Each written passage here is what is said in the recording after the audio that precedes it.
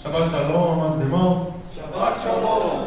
Queridos, duas porções hoje, Nitzavim e Vayeler. Está em Devarim, Deuteronômio, capítulo 29, a partir do verso 10 até 31, verso 30. Então, na verdade, são dois capítulos só, né? 29 a 31. São porções pequenas, curtas, por isso elas são estudadas juntas. Então, dando início, Nitzavim significa apostos em pé, Nitzavim em pé, prontos perante Adonai, perante. Isso mostra uma disposição, e essa disposição, esse Nitzavim, estar pronto, de pé, isso tem origem na Kavaná, na intenção. Qual é a nossa intenção? Temos a intenção realmente de estarmos prontos e preparados? Temos a intenção de fato de fazer a vontade de Adonai? Então é nesse sentido. E Vayeler, e ele foi. Aqui, nessa porção, basicamente trata da morte de Moshe e das advertências que ele faz ao nosso povo com relação à infidelidade. E aí nós vamos ver aqui alguns aspectos. Então, começando em Nitzavim, Devarim, Deuteronômio, capítulo 29, a partir do verso 10. Vamos ler os primeiros versos e já vamos comentando. Vós estáis hoje todos perante Adonai, o vosso Elohim, o vosso Deus. Gente, esse todos aqui são todos mesmo. Então, uma aliança com Israel, não exclusiva com Israel enquanto nação, enquanto filhos de uma nação, mas um povo comprometido com todos aqueles outros que estavam ali com eles, buscando o mesmo comprometimento.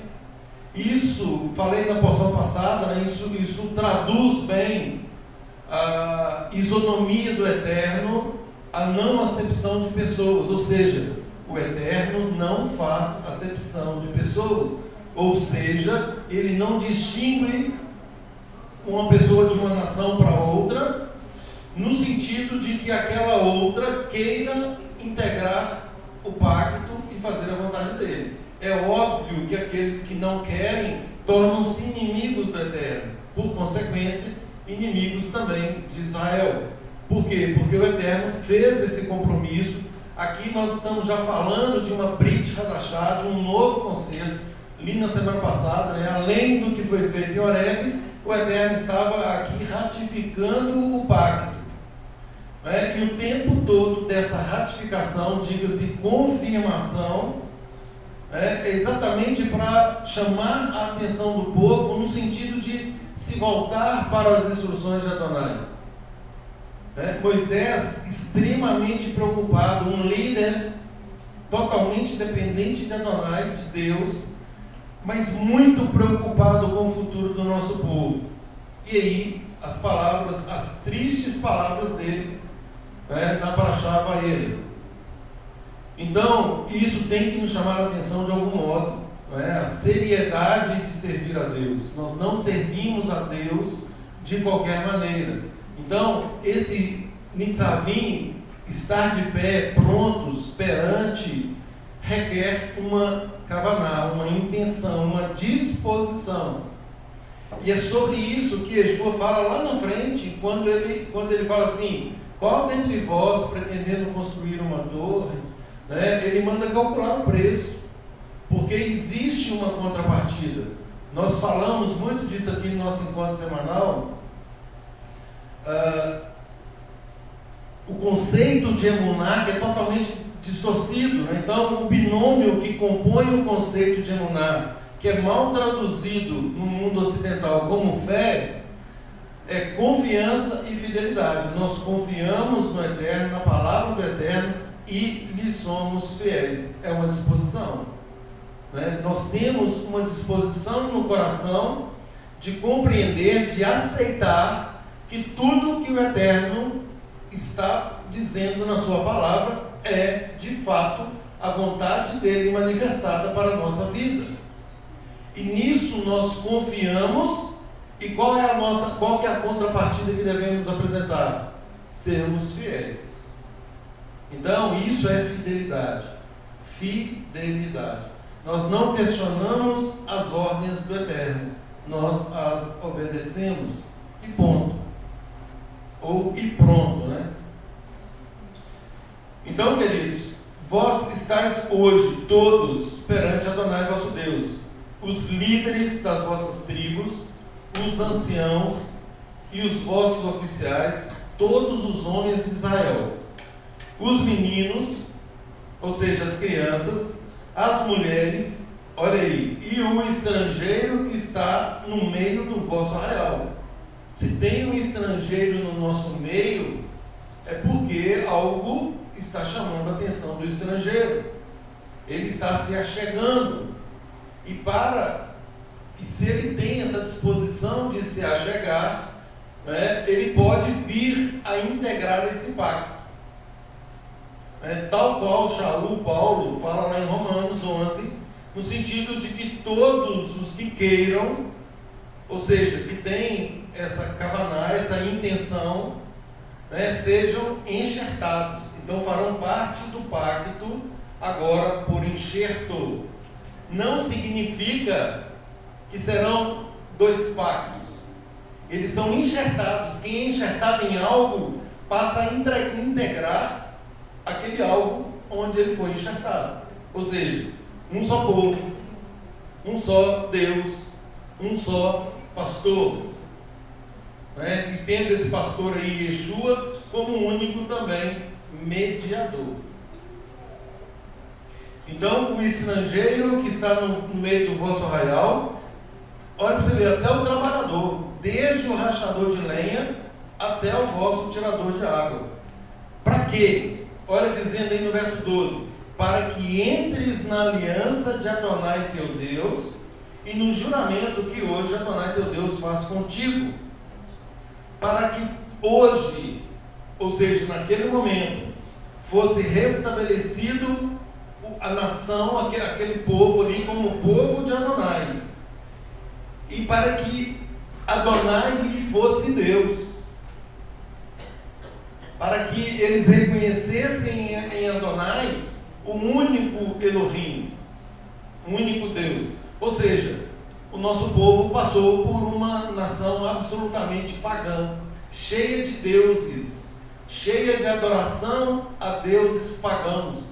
Mas o Eterno se revela, tira o nosso povo da escravidão, tira-os daquela terra paganizada e os traz agora para uma terra que seria exclusiva, onde eles tomariam posse e seriam tremendamente abençoados, desde que cumprissem os mandamentos do Eterno, desde que se firmassem nesta aliança.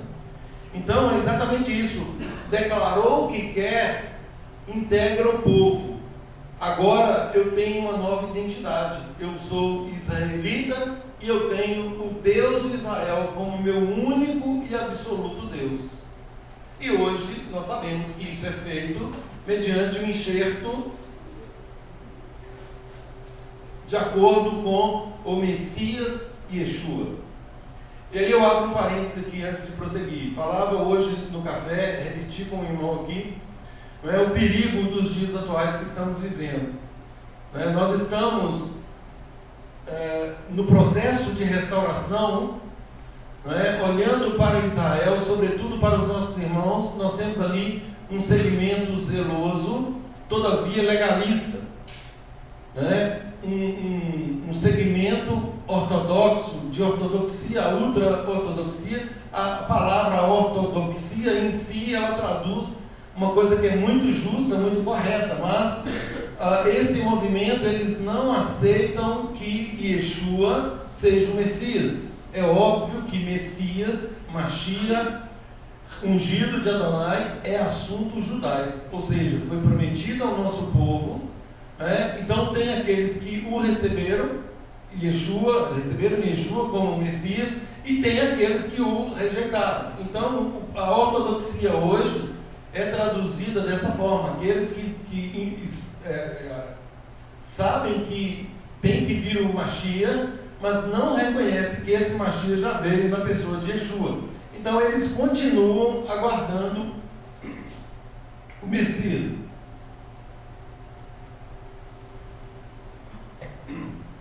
Eu já falei aqui várias vezes,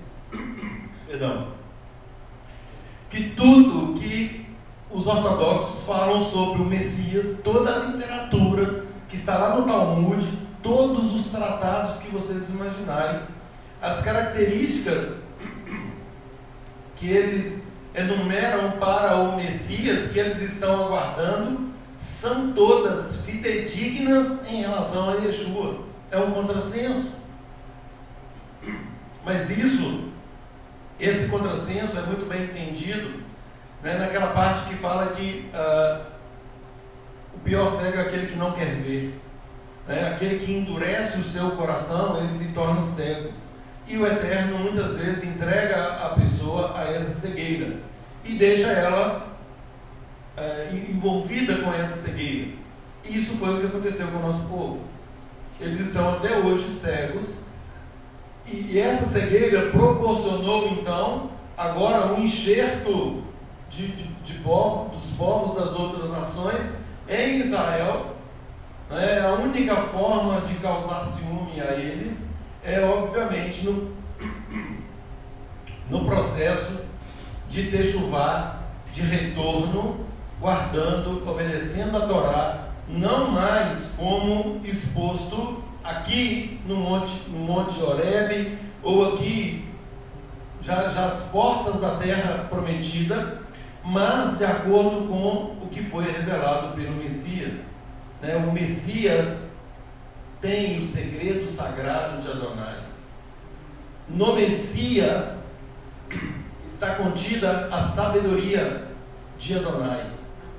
Alguém que foi ungido para estar no nosso meio, para declarar assim: olha, tudo que eu estou falando para vocês não são as minhas palavras, essas palavras não são minhas, mas daquele que me enviou. Ou seja, nada do que Yeshua tenha dito e está registrado são palavras dele. Ele não fez nada por ele mesmo, ele deixou isso muito claro, e nós cremos exatamente desta forma.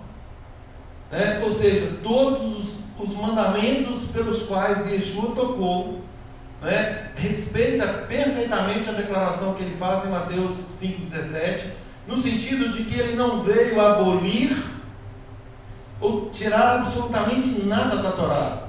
Muito pelo contrário, ele veio para tornar essa Torá, que estava cheia de legalismos, cheia de normas de Rabanã, ou seja, norma de homens, mas agora mostrando na essência qual era a vontade do Pai.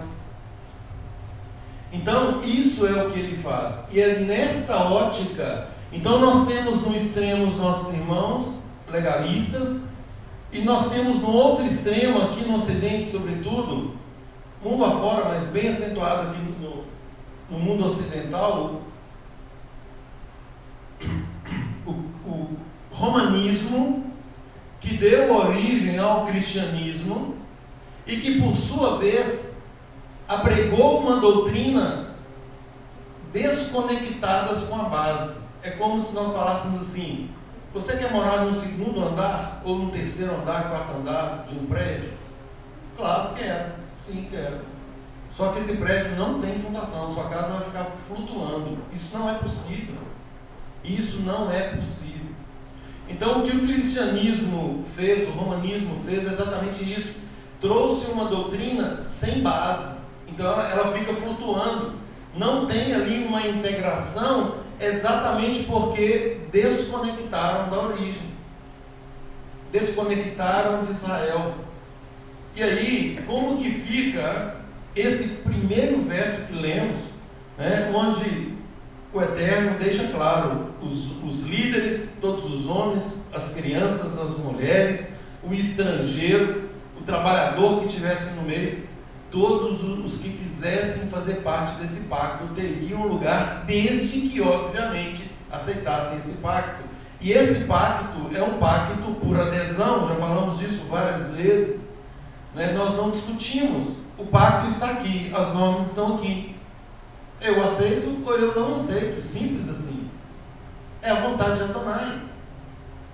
E muitas vezes, queridos, quando nós não aceitamos determinado ponto, né, isso é típico nosso, isso é da natureza humana, e nós deixamos o humanismo imperar. Né? Como se disséssemos assim, né? No princípio era o homem se torna Deus, e o homem faz tudo de acordo com a sua própria vontade. Então o homem é Deus, ele está no centro e segue fazendo a sua própria vontade. E nós lemos aqui nas orações hoje, né, no momento que antecede a leitura da Torá, que nós estamos aqui para fazer a vontade de Adonai. É óbvio que há pessoas que não concordam com um ou outro ponto. Todavia, nós estamos aqui para aprender. Mais uma vez, a kavaná, a intenção. Qual é a minha intenção?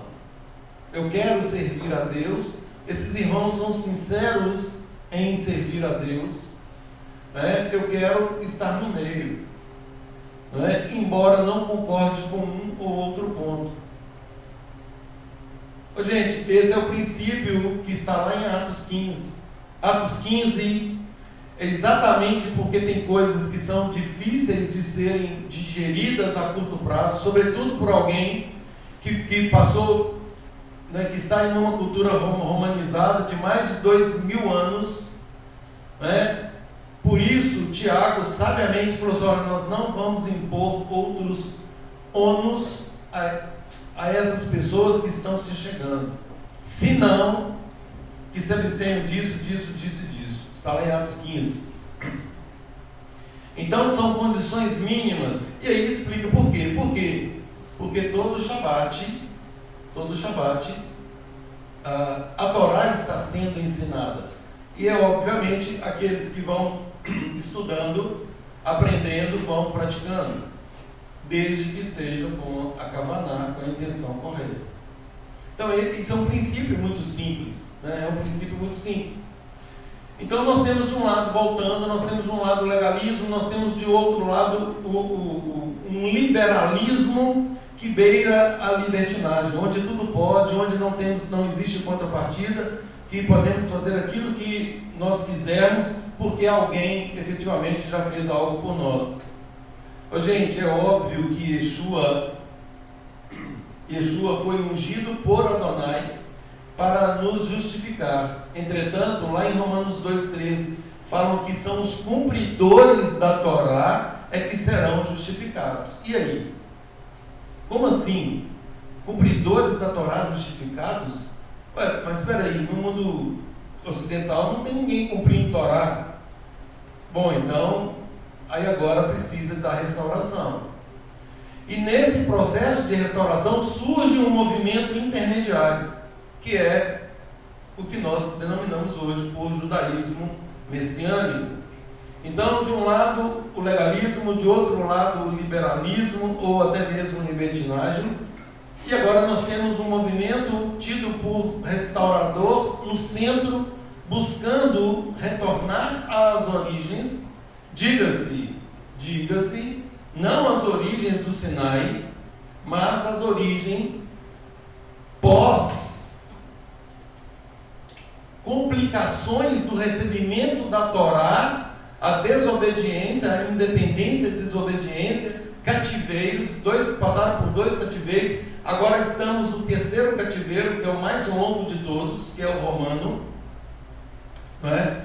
Então, depois de ter passado por tudo isso, né, vem esse movimento resgatando as raízes lá de Atos. Por que de Atos? Porque ali nós temos a sequência do que o Ocidente denomina de igreja, não é igreja, né? Congregação, carral, sinagoga, assembleia, enfim, né? Tem ali a continuidade do nosso povo, guardando a Torá e recebendo Yeshua como Mashiach.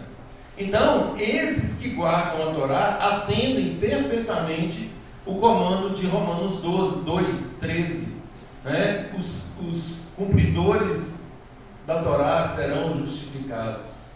Então, caberia uma justificação por meio do ungido de Adonai, que é Yeshua.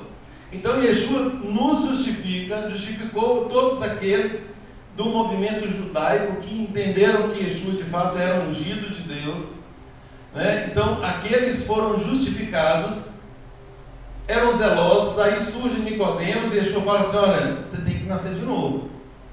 Mas espera aí, nós estamos falando com Nicodemos. Nicodemos era um expert da Torá. Quem somos nós para falar de Nicodemos?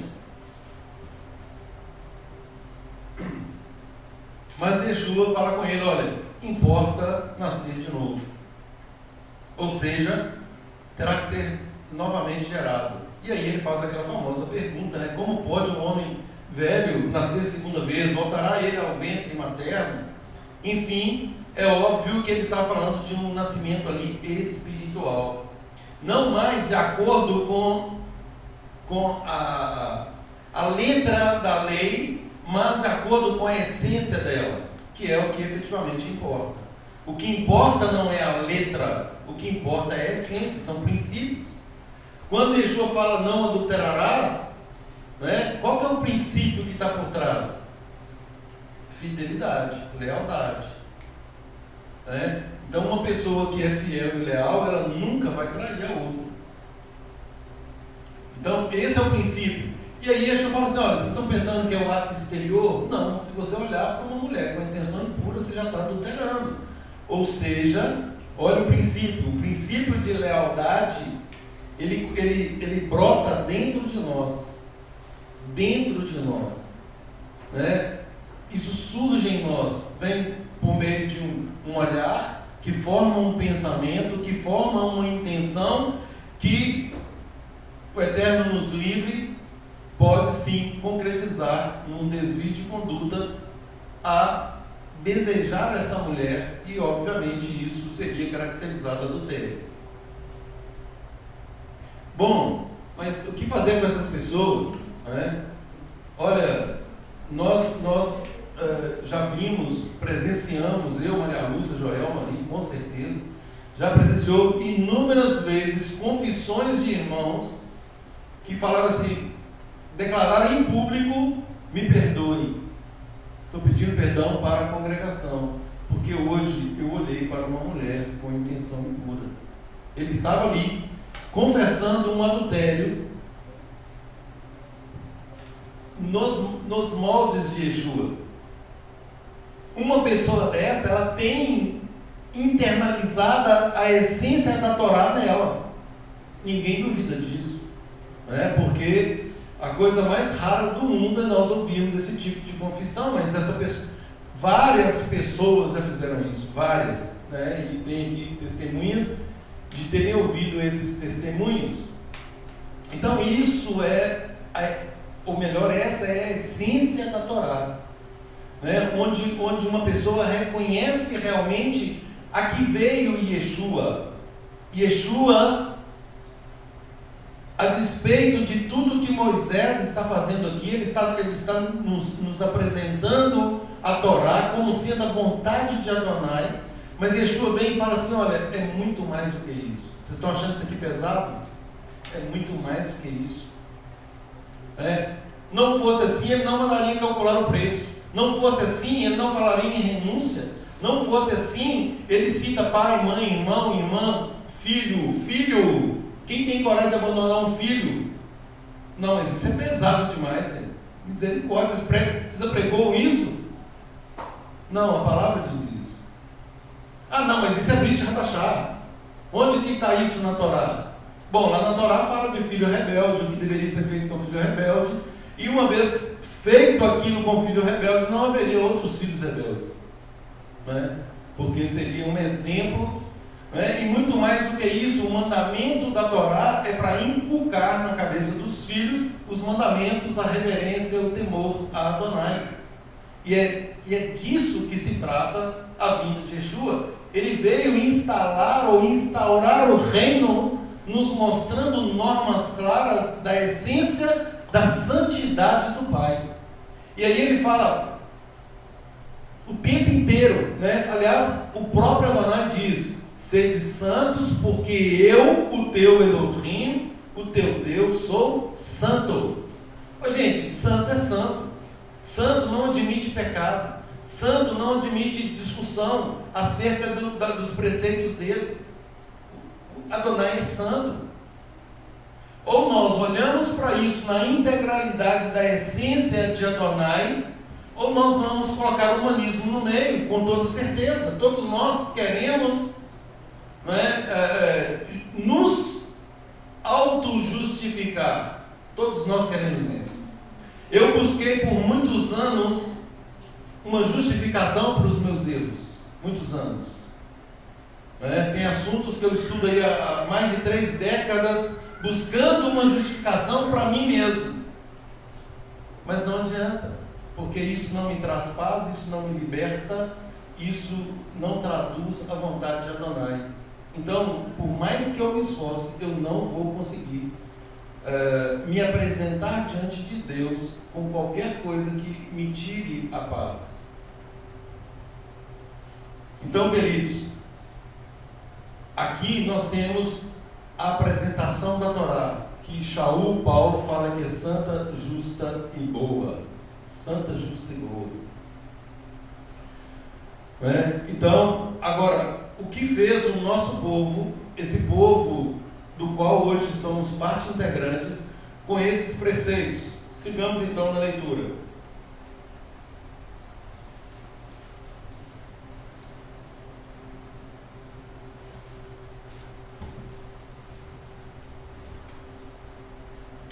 No verso 18 fala assim, que ele estava fazendo isso, olha, para que entre vós não haja homem, nem mulher, nem família, nem tribo, cujo coração hoje se desvie de Adonai, o nosso Elohim, e vá servir aos deuses dessas nações, para que não haja entre vós raiz que produza erva venenosa e amarga.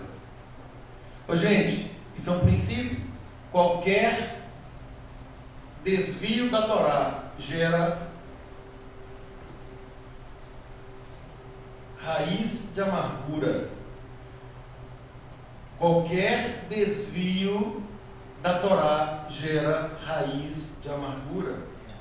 Por quê? Exatamente porque está na questão do humanismo. Quem se desvia da Torá está introduzindo ali um conceito humano.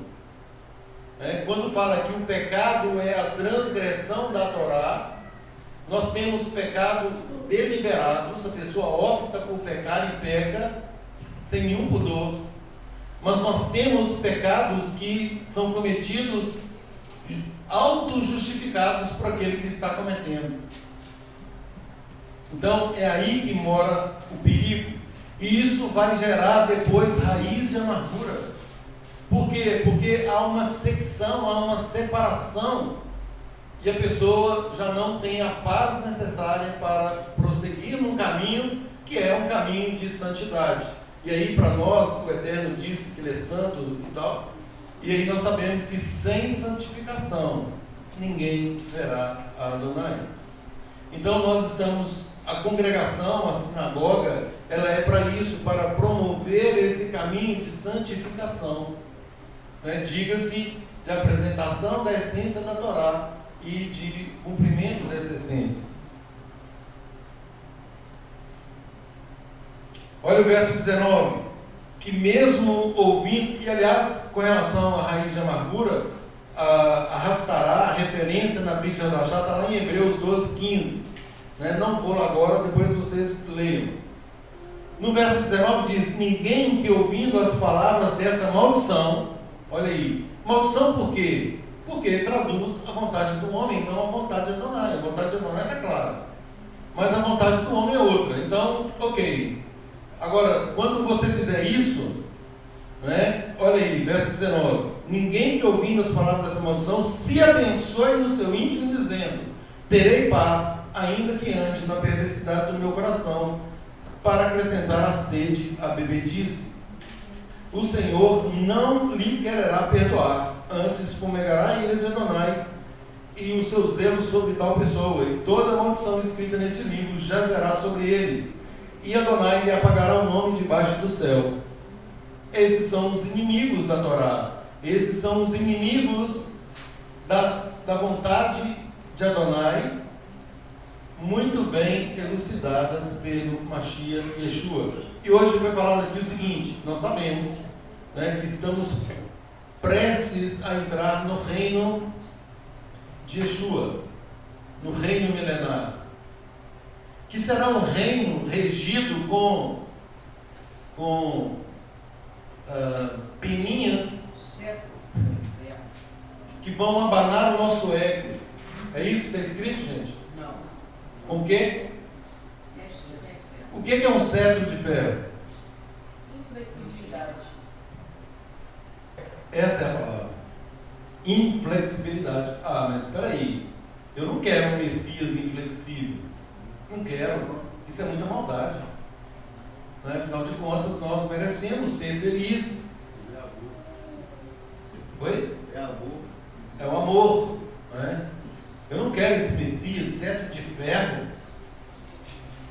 Moshe declarou lá no capítulo 18 que viria um profeta depois dele, que nos diria o que deveríamos fazer, e ai de quem não obedecesse. Ora, mas espera aí, ele falou isso para o nosso povo? E o nosso povo, ouvindo isso, não quer obedecer? Como assim? Então, esses são os contrassensos da religião. É algo, de fato, inexplicável. Que só o Eterno, gente, é por isso que a palavra diz, e atesta, só o Ruach HaKodesh, o Espírito do Santo, o Espírito de Deus, convence alguém da vontade de Deus. Convence alguém que algo é pecado, que virá juízo e justiça sobre aquele ato pecaminoso. Ninguém é capaz de fazer isso. Ninguém. Falávamos hoje lá durante o horário do café, que nem Yeshua, nem os irmãos dele creram nele. Durante o tempo que ele estava ali fazendo a exposição do reino, nem os irmãos. Como assim? É possível isso? É possível. Por quê? Porque a vontade humana, ela tem prevalecido sobre a vontade de Adonai.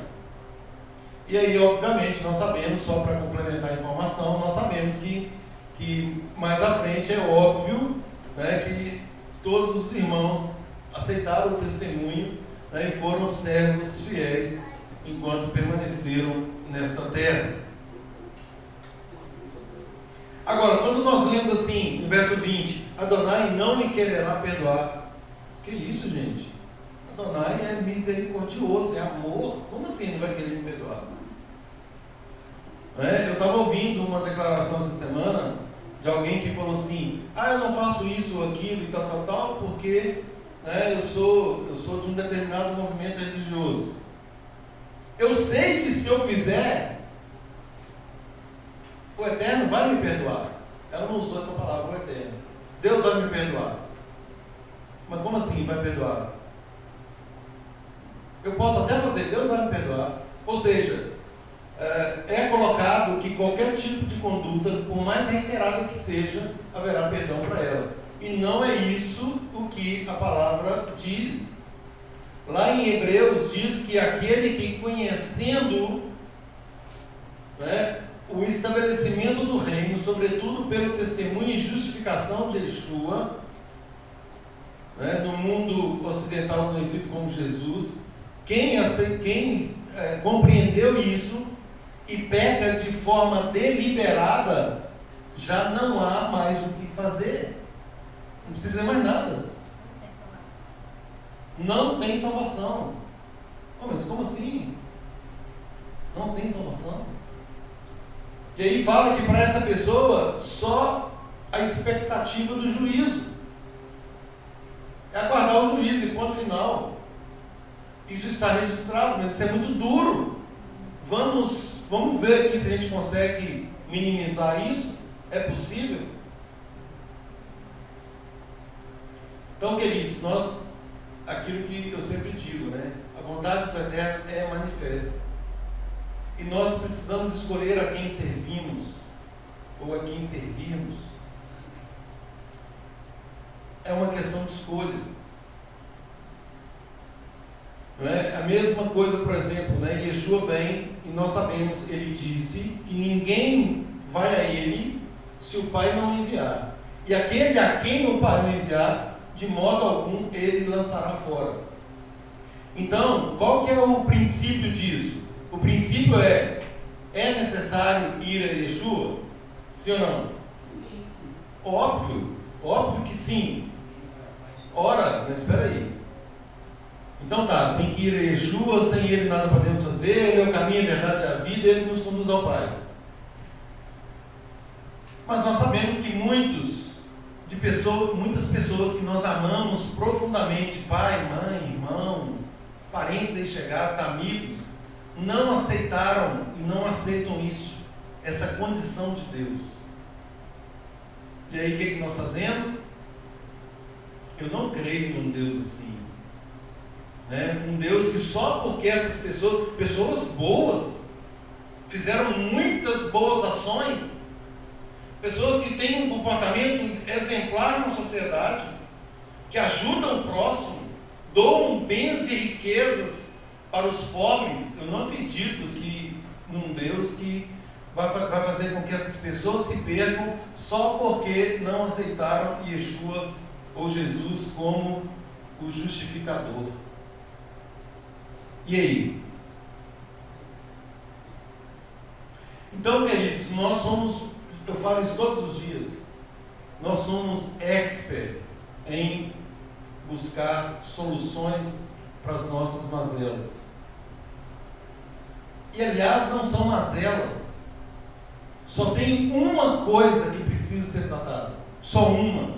Para que nós, de fato, tenhamos aqui a bênção de Adonai sobre nós. Só uma coisa. Não são pecados que nos separam de Deus. É o pecado que separa de Deus. É o que eu digo, gente. A letra é uma coisa, o princípio é outra. Qual é o pecado? Independência. Eu não quero depender de Deus. Como eu não quero depender de Deus, eu vou fazer a minha vontade. Em fazendo a minha vontade, eu produzirei atos pecaminosos. Então, eu começo a pecar, eu vou somando pecados, que são atos pecaminosos. Agora, qual que é a causa disso? É o que Yeshua trata. Só que ninguém quer isso, porque isso mexe com o mais valioso do ser humano, que é a vontade. Yeshua trata essa causa. É por isso que ele é tão rejeitado em todos os segmentos, inclusive no dito segmento judaico-messiânico. E aí, esse era o ponto que nós conversávamos. E aí alguém falou assim, não sei se foi o Eugênio, alguém falou assim, outro dia eu ouvi aqui o líder do messianismo em Minas Gerais, né, que é o mais antigo aí, falando que o movimento messiânico já precisa ser restaurado. Por quê? Porque o movimento dito messiânico está vivendo a ortodoxia, está deixando a revelação de Yeshua para voltar para a ortodoxia. Misericórdia. Então, grosso modo, sabe o que está fazendo? Invalidando tudo que Yeshua fez. É isso que está acontecendo. Está invalidando. Por quê? Porque é duro demais. Eu não concordo com esse negócio. Isso é muito duro. Duro, queridos. Sabe o que é duro? Duro é saber que esse Yeshua que nós falamos que aceitamos como Messias foi moído no madeiro por nossa causa, para nos permitir declarar aqui hoje que nós queremos fazer parte desse povo. Isso aqui é duro. Como um Deus que é amor faz um negócio desse com o ungido dele, Como Ele unge alguém, capacita alguém para passar por esse processo. Esse negócio é duro demais. Né? E aí milhões de pessoas no mundo afora falando, eu não creio nesse Deus. Não sabendo essas pessoas que foi feito um pacto lá atrás, lá no Éden, né, de que o salário do pecado é a morte. Sangue deveria ser derramado. E que essa morte, diga-se, é do pecador. Pecou, morreu. E aí o Eterno, por um ato de reza, misericórdia, amor, compaixão, longanimidade, benignidade, ao extremo, graça, nos dá isso como algo que obviamente não merecemos, mas como uma forma de reconciliação. Então isso é duro. É o ato mais duro que eu já vi na minha vida. Não é porque eu errar e eu pagar pelo meu erro, isso é uma coisa. Agora, vir alguém e ser moído no madeiro, transfixado no madeiro, para me proporcionar relacionar com Deus agora que é santo, buscar essa santidade, seja a que preço for, seja a que preço for, calcule o preço. Aquele que não renunciar a pai, mãe, filho, não pode ser meu discípulo. E para entrar no reino tem que ser discípulo dele. Duras palavras, duras palavras.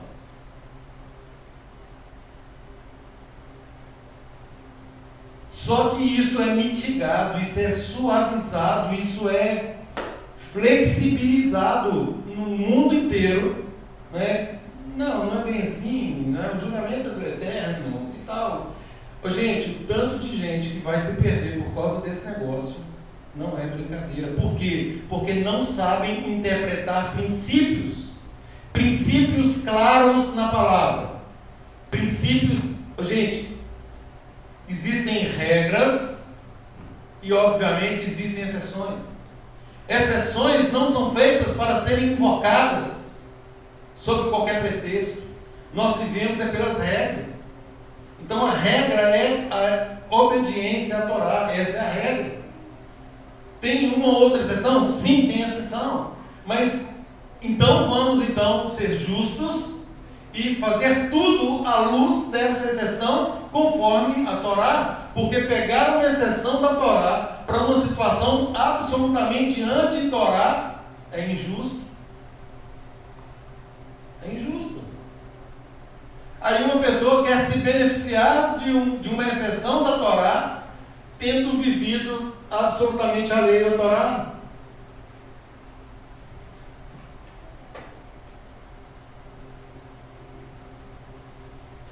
Verso 22. Uma advertência.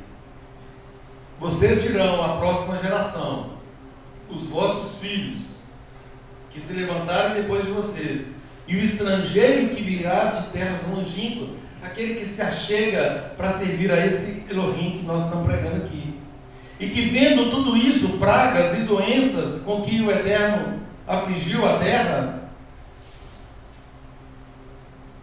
que nada foi produzido, nem erva alguma cresceu, assim como ele destruiu Sodoma e Gomorra, tudo isso para que essas pessoas digam, por que Adonai fez assim com esta terra? Qual foi a causa do furor de tamanha ira? Qual foi a causa, gente? Verso 25, qual foi a causa? O desprezo pela lei de Adonai, dentre eles, obviamente, a idolatria. Olha o verso 25, porque desprezaram a aliança que Adonai, Deus de seus pais, fez com eles, quando os tirou do Egito.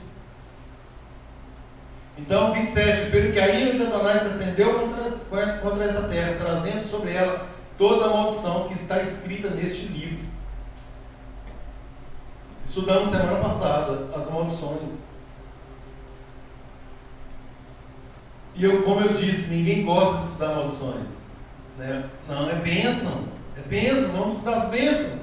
O Eterno, olha aqui, vai fazer isso, eu tomo posse. Eu nunca vi gente falando assim, eu tomo posse por ter transgredido a Torá do Eterno. né? Porque tem recompensa boa e tem recompensa má, né? Tome posse da recompensa má, porque ela também virá.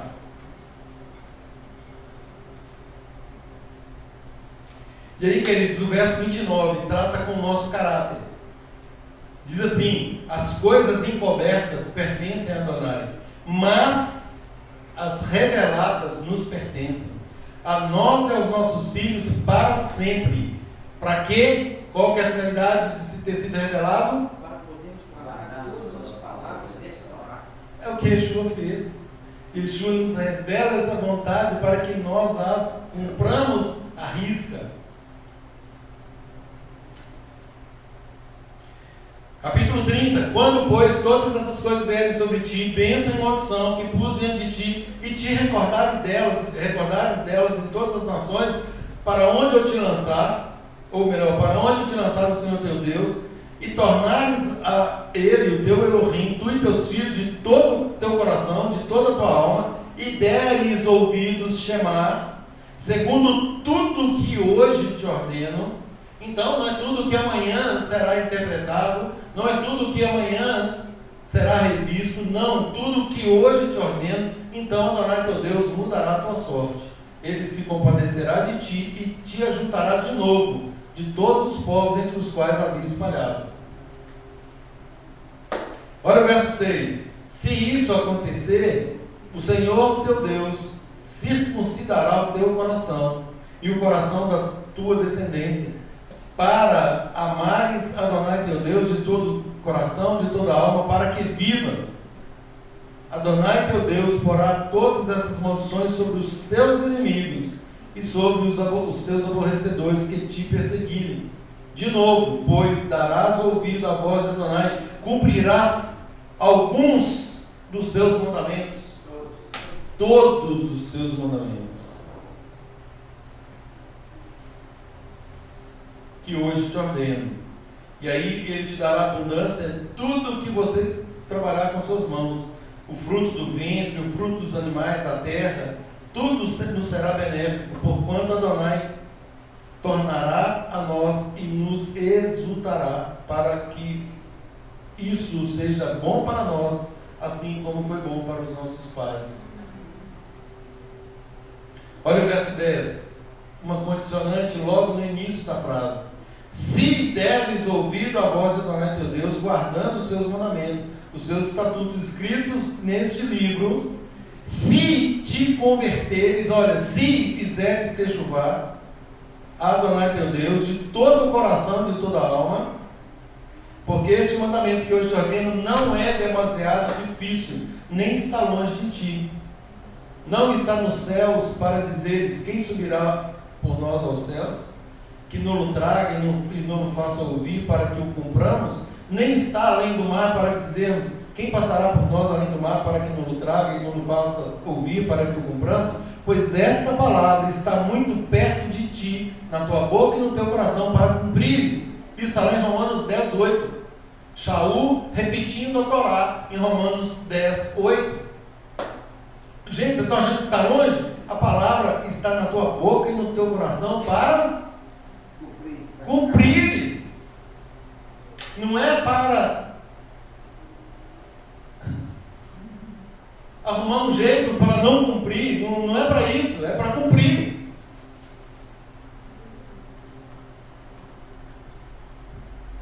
Então, verso 15: proponho hoje a vida e o bem, a morte e o mal. Se, mais uma condicionante, verso 16: guardar os mandamentos que eu te ordeno, que ames Adonai teu Deus, andes nos seus caminhos, guarda os seus mandamentos, os seus estatutos, os seus juízos. Então, se fizer isso, então, consequência, então viverás e te multiplicarás, e Adonai teu Deus te abençoará na terra, a qual passa para possuí-la. 17: porém, olha aqui, adversativas. Porém, se o teu coração se desviar e não quiser dar ouvidos, e fores seduzido, essa sedução aqui, queridos, está lá em Romanos 1. Essa sedução, o mundo nos seduz, o humanismo nos seduz, e aí nós somos entregues a nós mesmos. Nós vamos interpretar a Torá conforme a nossa vontade, para satisfação própria, para benefício próprio, e não para a honra e glória de Adonai. Ou seja, nós estaremos seduzidos. Essa sedução, queridos, é maldição, tá? É óbvio, né? Isso é uma maldição que a pessoa, quando o Eterno entrega a pessoa a ela mesma, isso é uma maldição. Porque aí já não tem como voltar, é difícil voltar atrás. Porque ela vai se emaranhando. E aí, queridos, o Eterno busca duas testemunhas que são perenes. Quais são? Céu e a terra. Os céus e a terra tomam hoje por testemunhas contra ti, que te propus a vida e a morte, a bênção e a maldição. Escolhe, pois, a vida, para que vivas tu e a tua descendência, amando Adonai teu Deus, dando ouvidos à sua voz, apegando-se a ele, pois disso o quê? É o propósito da sua vida. Na minha tradução fala assim, porque disso depende a tua vida. Depende, olha aí, é uma condição, fica dependendo da minha vida de amar a Deus, dando ouvido à sua voz e apegando a todos os seus mandamentos, e a tua longevidade, para que habites na terra que Adonai, sob juramento, prometeu dar a teus pais, Abraão, Isaque e Jacó.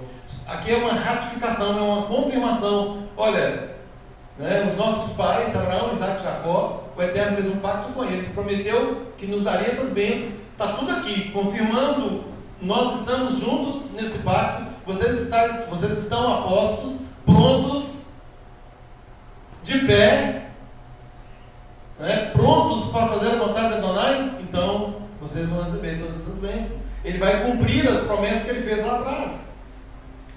E aí, queridos, o capítulo 31, entrando na Parashá Vayelech, e ele foi, passou então Moisés a fazer suas últimas declarações. No verso 6, ele manda ser forte e corajoso, né, para não temer, não ter nenhum tipo de desânimo, porque Adonai, nosso Deus, é quem vai conosco, não nos deixará nem nos desamparará. Gente, isso aqui é conceito de dependência. É porque às vezes a pessoa não sabe o que é ser dependente de Deus. Dependente de Deus é isso aqui, ó. Não se preocupe com nada. Não se preocupe com nada. Lance sobre Adonai todas as suas ansiedades, necessidades. Dependa dele. Dependa dele. Isso é dependência. Sejam fortes e corajosos. Não fiquem com medo. Verso 8 ratifica isso também. Adonai é quem vai adiante de ti, ele será contigo, não te deixará, nem te desamparará, não temas, nem te atemorizes. Entre os versos 9 e os versos 13, tem o mandamento do Shema mais uma vez, né? Ajuntai o povo, os homens, verso 12, as mulheres, meninos, estrangeiros, todo mundo do jeito que estava lá, e cuide de cumprir todas essas palavras da instrução, para que seus filhos que não a souberem, ouçam e aprendam a temer Adonai, vosso Deus, todos os dias que viverdes sobre a terra, a qual ides, passando o Jordão para possuir. E aí vem a parte triste das últimas declarações de Moisés. Né? Um homem que tirou o nosso povo do Egito, caminhou por mais de 40 anos ali, ensinando todos os preceitos da Torá. Né? Só que ele tinha o quê? Ele tinha discernimento. E o que esse discernimento trouxe ao nosso povo? Olha aí. A partir do verso 14 ou 15? do 14, Adonai fala com Moisés para que ele fala que já está chegando o fim, né? Mandou chamar Josué e mandou ele ir para a tenda da congregação, para que fosse dadas ordens para ele, para que eu lhe dê ordens. Assim foram Moisés e Josué se apresentaram na tenda da congregação. Verso 15. Então Adonai apareceu ali na coluna de nuvem, qual se deteve sobre a porta da tenda. Disse Adonai a Moisés: eis que está para dormir com teus pais. Dormir aqui, gente, é o sono da morte, né? Então vai morrer e vai ficar lá dormindo até a volta de Yeshua. Ouvindo, melhor dizendo. E este povo se levantará e se prostituirá. Olha aí. Olha aqui o que vai acontecer. Eis que está para dormir com teus pais, este povo se levantará e se prostituirá, indo após deuses estranhos na terra, para cujo meio vai, e me deixará e anulará a aliança que fiz com ele. Gente, misericórdia, como? Nesse dia a minha ira se acenderá contra ele, desampará-lo-ei, e dele esconderei o rosto para que seja devorado, e tantos males e angústia o alcançarão, que dirá naquele dia: não nos alcançaram esses males por não estar o nosso Deus no meio de nós? Gente, como o Eterno pode estar no nosso meio se nós não queremos a presença dele? Se nós estamos buscando outros deuses? Como? E a pessoa fala assim: Deus me abandonou. Não, foi você que abandonou a Deus. Esconderei, pois, verso 18, certamente o rosto naquele dia por todo o mal que tiverem feito, por se haverem tornado a outros deuses. Gente, outros deuses aqui não é apenas a idolatria que conhecemos. Outros deuses aqui é a independência, ou seja, fazendo a própria vontade, ou seja, não está dependente de Adonai, ou seja, está transgredindo a Torá do Eterno. Isso é idolatria. Isso é idolatria. Por quê? Porque tem algum interesse próprio no meio. Toda vez que deixamos de atender a vontade de Deus para fazer outra coisa, nós estamos praticando idolatria. E aí muitos acham que idolatria é só fazer uma estátua de barro, ou de pedra, ou de madeira, sei lá. Isso é uma das formas. Oi? Exatamente, a própria vontade, é a egolatria. É a auto-idolatria. Eu sou meu Deus e nada me faltará. Não é assim? Uma pessoa independente, ela declara isso para Deus. E aí Deus vira as costas, é óbvio.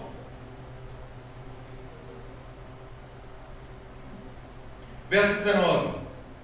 Escrevei para vós este cântico e ensinai aos filhos de Israel. Ponde-os na sua boca para que esse cântico me seja por testemunha contra os filhos de Israel, quando eu tiver introduzido o meu povo na terra que mandarei de mel, sob juramento prometido a seus pais, e tendo comido e se fartado. Gente, olha o perigo da prosperidade aqui. Prosperidade é uma bênção, só que tem gente que não pode ser próspera. Não pode, é porque ela não está cumprindo os mandamentos com a kavaná correta. E por não estar com a intenção correta, o que a prosperidade traz? Maldição, ela vira maldição. Ela está rejeitando, olha aqui. Ela rejeita a instrução porque ela comeu e se fartou e engordou. Né? E por consequência, ela anula a aliança, ou seja, eu não quero saber desse pacto. Eu agora sou o cara. Eu sou bom nesse negócio. E segue nessa independência. Então é por isso que o Eterno muitas vezes não permite prosperidade, quando essa prosperidade vai fazer isso com a pessoa. Ela está num caminho de retificação, não retifica e segue. Se ela não retifica e segue, né, se ela vier a ser próspera sem a retificação, essa prosperidade se torna maldição. É isso que o texto está dizendo. Né? Porque a pessoa, ela come, se farta, engorda, isso é a prosperidade, né? Irrita a Deus e termina por anular a aliança. E aí virão os males decorrentes dessa ação. Verso 27, terminando. Porque conheço, olha aqui o discernimento que eu falei. Porque conheço a tua rebeldia e a tua dura cerviz. Dura cerviz, gente, é pessoa que não se dobra. Uma pessoa que não tem um coração ensinável. Né? Não está pronta para aprender. Essa é uma pessoa de dura cerviz. Pois, olha aqui Moisés declarando, pois se vivendo eu ainda hoje convosco, sois rebeldes contra Adonai, quanto mais depois da minha morte. Ajuntai perante mim todos os anciãos das vossas tribos, os oficiais, para que eu fale aos seus ouvidos essas palavras, e contra eles, por testemunhas, tomarei quem? Os céus e a terra. Quer testemunho melhor? É por isso que Yeshua fala, enquanto houver céu, enquanto houver terra, nem o Yud, que é a menor letra hebraica, nem um tracinho, um cotes, se passará da Torá até que tudo se cumpra. Por quê? Porque os céus e a terra são testemunhas de tudo que acontece debaixo do céu. E é por isso, queridos, olha a boa notícia, você deu uma excelente notícia. É por isso que o Eterno fará novas todas as coisas. Novos céus e nova terra. Para quê? Para acabar com essa vergonha. Para que isso nunca mais... Isso será lançado nas profundezas dos mares e nunca mais seja lembrado. Para que ele possa reinar entre nós, estar entre nós. Exatamente. Então, estando nós nesse reino, né, passando por esse teste, né, nós integraremos esse reino, né, e efetivamente ele reinará sobre nós. E não haverá mais nada que nos lembre nem de longe o pecado.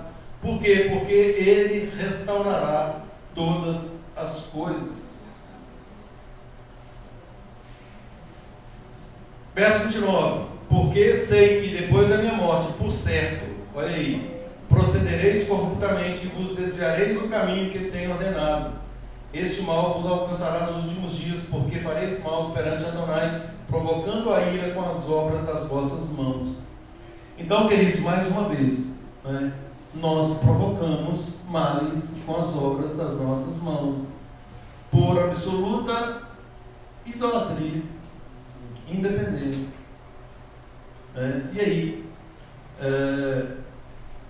nós vamos arrumar um monte de desculpas para esses acontecimentos. Tudo menos reconhecer que somos miseráveis e pecadores. Tudo menos pedir perdão e voltar atrás. Coisa extremamente rara nos nossos dias. E é isso, queridos, que o Eterno instaura com a vinda de Yeshua. Ele nos apresenta um reino de ordem, onde haverá um governo com cetro de ferro, mas nós não vamos nos preocupar com isso. Por quê? Porque estamos no caminho de Techuvá, retificando o que precisa ser retificado e cumprindo dentro daquilo que nos vem, daquilo que somos convencidos pelo Rua, cumprindo plenamente a vontade dele. Que Ele tenha misericórdia de todos nós e nos mantenha nesse caminho para que ouçamos efetivamente: vinde, benditos do meu Pai, apossai-vos do reino que vos está preparado desde antes da fundação do mundo. Shabbat Shalom.